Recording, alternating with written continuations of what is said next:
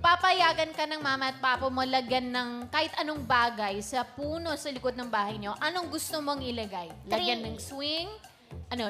Tree house, oh. Tree house? Bakit gusto mo ng tree house? 3 bahay yung lalagay ko kasi nga tree.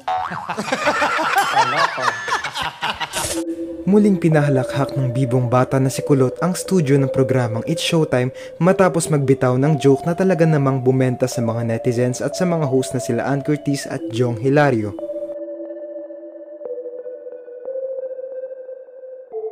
Sa segment ng naturang noontime show na Isip Bata, isa sa mga naging katanungan ay kung ano ang magandang gawin kapag may malaking puno sa likod ng bahay nyo. Ayon kay Kulot, hindi lang puno ang mayroon sila sa likod ng bahay, kundi gubat na sa dami nito. Ang sinagot niya rito ay gumawa ng treehouse at 3 bahay umano ang gagawin niya dahil nga ito ay 3. Napatawa na lang ng malakas si Jong at napapalakpak si Ann sa banat na ito ni Kulot. Di ba sa inyo meron kayong parang madaming mga puno sa likod ng bahay Oo. ninyo?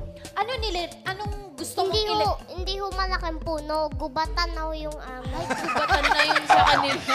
Hindi lang malaking puno, gubat talaga. Marami talaga. Pero malalaki yung mga puno sa gubat. Oho, madami ho. Wow, di ang presko ng hangin. Maganda ang hangin dyan, no? Ano-anong mga puno nandun? Nakikita mo.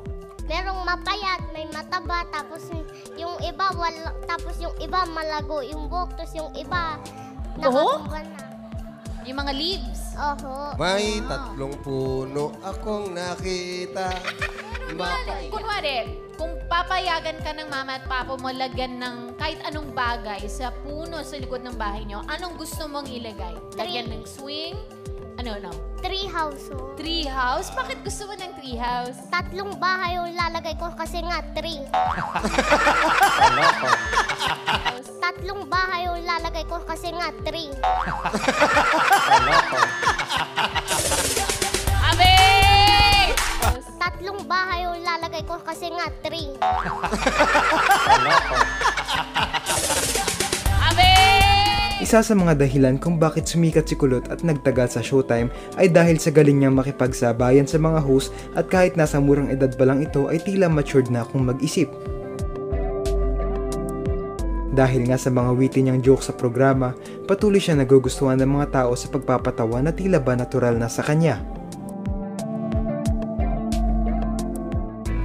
Ano ang masasabi niyo rito?